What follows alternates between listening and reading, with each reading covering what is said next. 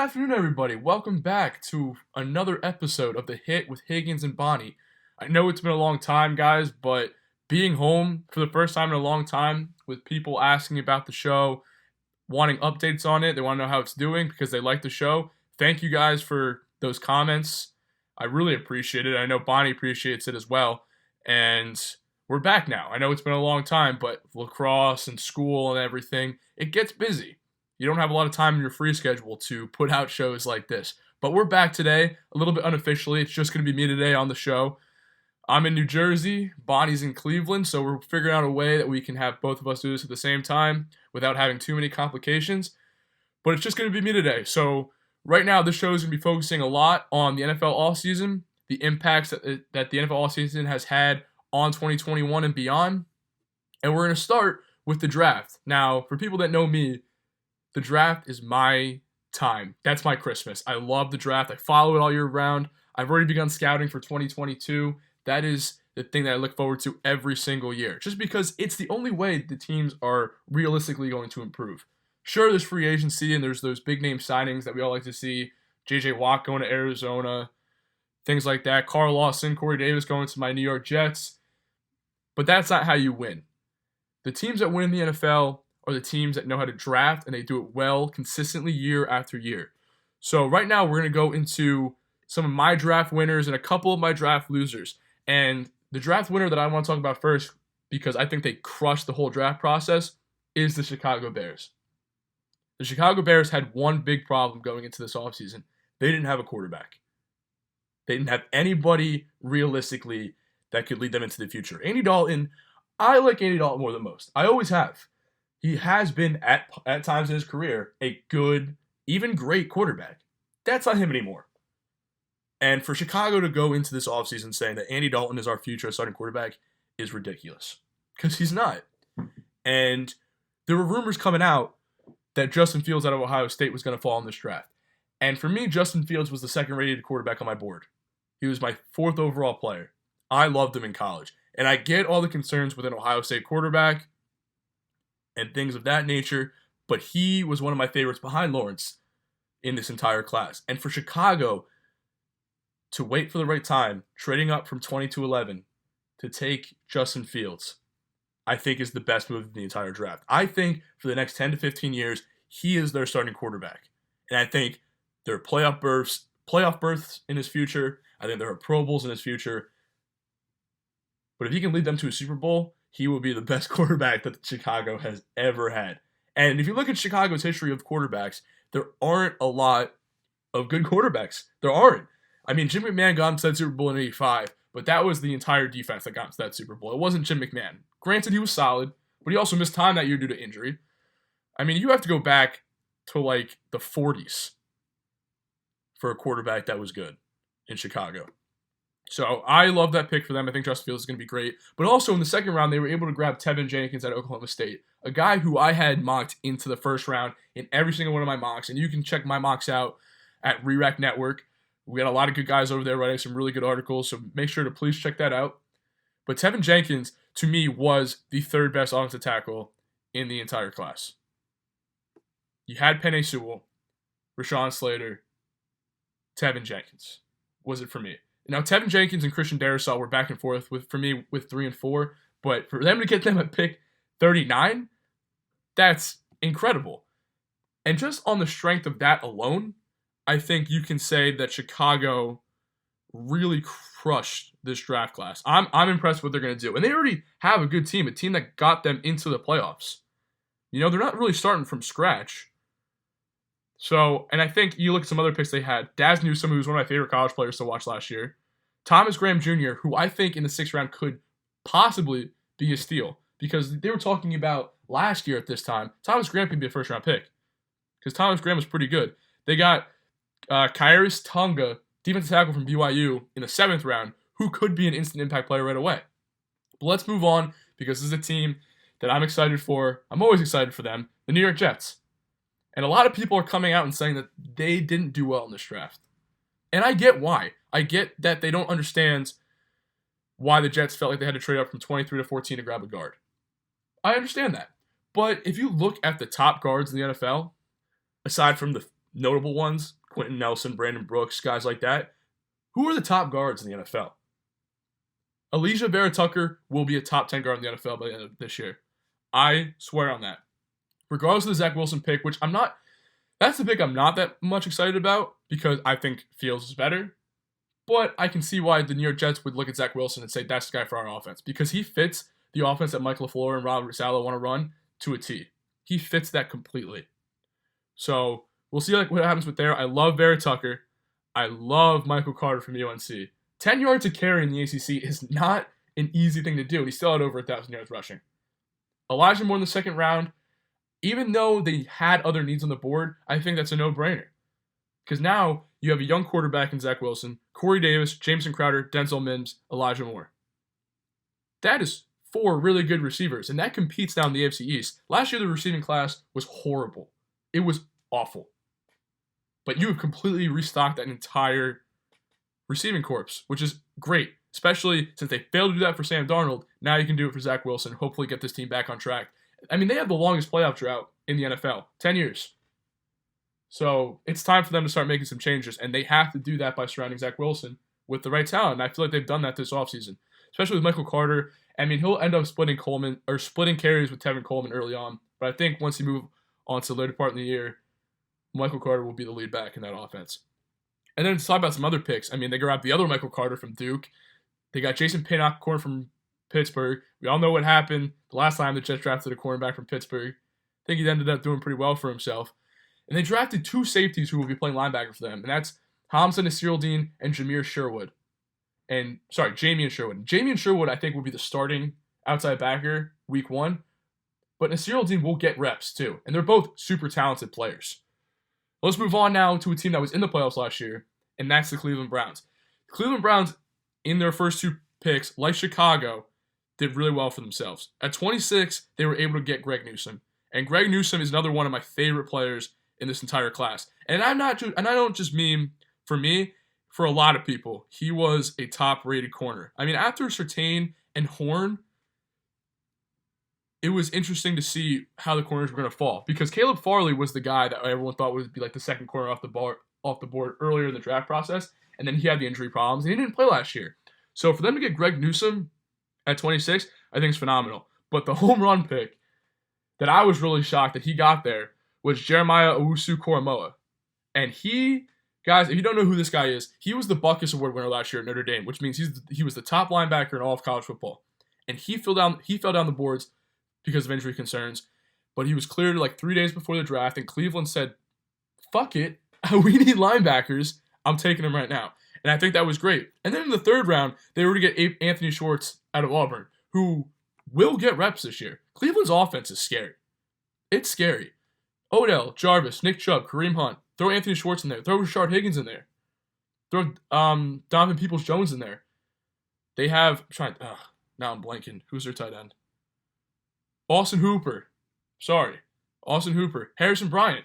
They still have Njoku on the roster. So that offense is ridiculously stacked. So look for them to build on this playoff run. Now the AFC North is very competitive. Pittsburgh, Baltimore, Cleveland are all playoff teams, in my opinion. Pittsburgh will go as far as Ben Roethlisberger takes them, but that's a playoff team. Baltimore is Baltimore, and they will always be good with John Harbaugh there as the head coach. Lamar Jackson, all those guys there. They're a playoff team. Cleveland now has to find a way to get from, look what we did, this is amazing, to we're going to be here every single year. And lastly, I want to touch on the Washington football team because I actually really liked what they did in this draft. Jamin Davis was a draft riser out of Kentucky, linebacker. He was a big-time draft riser. You go back into September, October, you won't find him on any single board, I can promise you that. Wasn't on mine. But the more I watched him in his games in Kentucky, I mean, he was a redshirt senior, so been there for a long time. The guy's a leader, and the guy is an athletic freak. And that's very clear when you put in his game film. And Washington, that defense is already strong enough without a strong starting inside linebacker, and Jamin Davis will be that guy for them. And then in the 2nd round, they were able to grab Samuel Cosmi, an offensive tackle out of Texas. And that guy is the definition of a mauler. And that's the honest truth. And he could be their starting left tackle from day one. He really could be. They need a guy to replace Trent Williams. And now they just let Morgan Moses go. They cut him a couple days ago. So he can slide into that left side or that right side. and be a mainstay there. I believe that. I think with room to grow, that he could be a guy that is a starting tackle for them for 10 years. Now, and if you look at Washington's offense, they're going to want to control the ball a little bit. They had Fitzpatrick there this year. They have two backs that had a good amount of carries for them last year, Antonio Gibson, J.D. McKissick, and if you can get the ball in their hands, let Samuel Cosmi just run downhill. They'll be fine. Now let's talk about a little bit about the losers. And I'm going to be honest with you guys, I didn't see a lot of draft losers. I think there were some obvious ones, but I didn't see a whole lot of teams that were like, you screwed up this draft. But, of course, looking back on this in 5 years, half these teams will have screwed up this draft. But early on, I only highlighted 2 teams that I thought were draft losers. Number 1 for me is the Las Vegas Raiders. Alex Leatherwood, who was their first-round pick, I think is a good player. I absolutely think he's a good player. He was my 4th-rated tackle going into this draft. I thought he was maybe a late first, early to mid-second round pick. The Raiders taking him at 17 is a reach. It's absolutely a reach. And Las Vegas, ever since John Gruden and Mike Mayock have been in the building there with the Raiders, they have done reach after reach after reach. Let's look back to last year. Henry Ruggs at 12, I get why everybody likes him. I do. And that's not for me to say I hate the guy. I don't see where his value is. I get that he's fast, but so are a lot of people in the NFL. He was a reach at 12. Damon Arnett at 19 last year, huge reach. Huge reach. 2019 draft, Clelin Ferrell at 4, reach. Josh Jacobs at 24, not necessarily a reach, but you don't draft a running back in the first round. I don't care who you are. That's my opinion. I'm not touching anybody in the first round. 27, Jonathan Abram. A reach, maybe, but the guy hasn't even performed at all. He was one of the stars on Hard Knocks that year as a rookie, but he hasn't done anything since he got there. So this is a team that has consistently reached for guys that aren't producing. There's nothing wrong with reaching if you feel like that guy can perform for you, but none of these guys have performed. So how much trust can we put in you to make the right pick if you're going to keep reaching like this and have them not produce? Second round, they were able to grab, Second round, they were able to grab a safety that's really good. Okay? And I'm blanking on his name right now, but I'm going to tell you in a second. But either way, Alex Leatherwood in the first round is a reach at 17. And sure, he'll slide in at right tackle for Trent Brown early on. And he might do a good job. But I also don't see the ceiling for somebody like that. I think he's a good player with no room to be great. I'm sorry. Las Vegas Raiders in the second round took Trayvon Moehrig, who I think is a good player, and I think that's a good pick. But that just goes to show you how they failed with Carl Joseph. They failed with Jonathan Abram at safety. If they have to keep going back and taking safeties at premium picks. So we'll see what happens in Vegas this year. I think it's a good team, and I have more faith in Derek Carr than a lot of people do.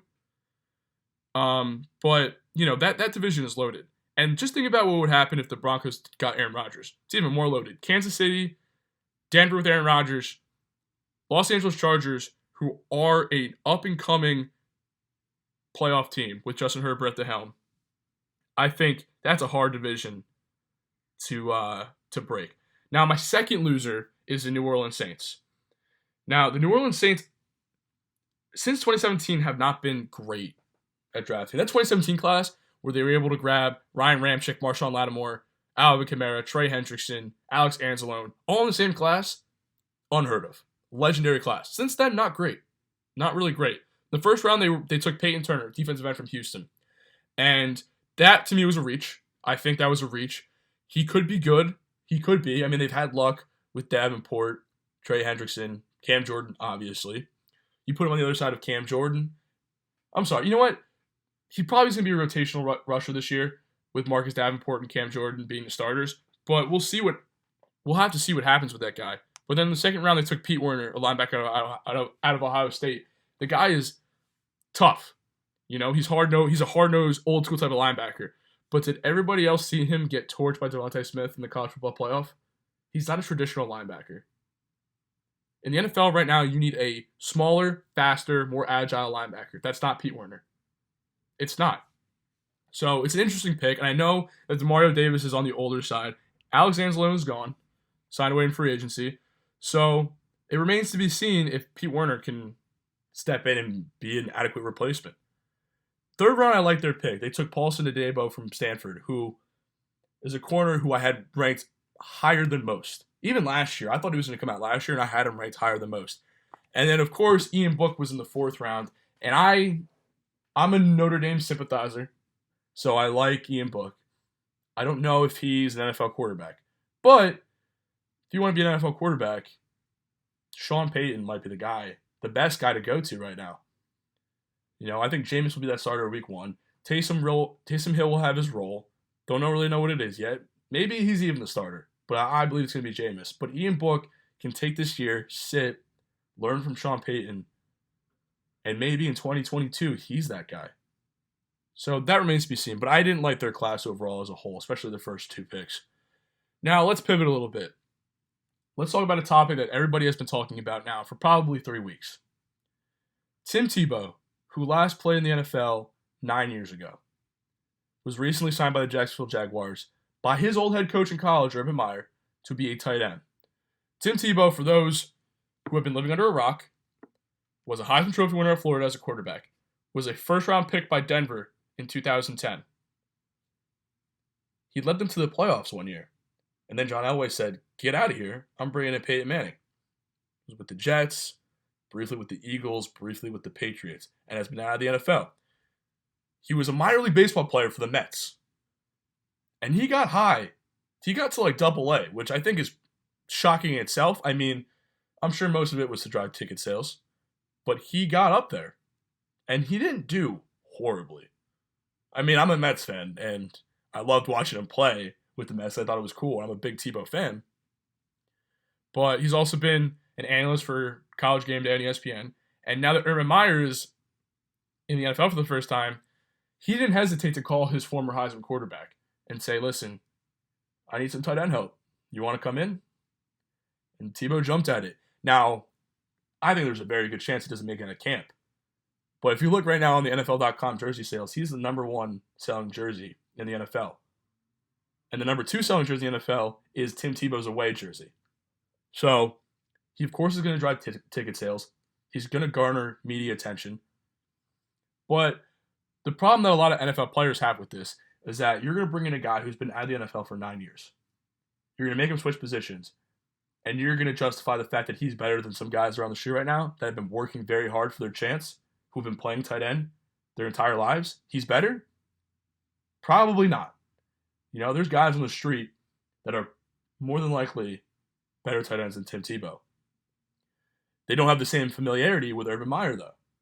So they just look at it as the biggest form of bias, which I can understand. I'm an athlete myself. I played football for 12 years. I'm a Division I athlete. I play lacrosse at Hartford. I understand the bias that people might see on teams. And there is bias here. You can't question it. Tim Tebow is Urban Meyer's pet. He's his pet, So he's going to bring him in, try and play tight end. Now, to be fair, Jacksonville has no tight ends. They really don't. There's nobody there that I would look at and say, you know what, you're going to be a star here one day, or you're my clear-cut starter. Maybe Tim Tebow does meet the roster, but I understand why people are freaking out. But of course, I'm gonna love to watch it. I'm a Tebow fan. I always have been. I wish he played more with the Jets. He wasn't an NFL quarterback. He wasn't a good one, but I'm excited to see what happens with him. All right. Lastly, we're going to talk a little bit about some of these teams that are poised for a breakout year. These are teams that didn't do well last year, but I see them doing well in 2021. And we're going to start off right now with the Jacksonville Jaguars. And the only reason they are on my list of teams, I have 4 teams here, the only reason they're on my list of teams is because of one guy. And we all know who that guy is. It's Trevor Lawrence. Trevor Lawrence is the best quarterback prospect to come into the league since Andrew Luck. Maybe since Peyton Manning. The guy has never lost a regular season game in high school or in college. He's 6'6", 220, He's an athlete. He has a great arm. His football mind is ridiculous. I just don't see any scenario where this guy fails. I don't think Urban Meyer is going to be a good NFL head coach. I really don't. But when you have a quarterback like Trevor Lawrence, when you have weapons around him that are pretty solid, you have James Robinson and Travis Etienne in the backfield.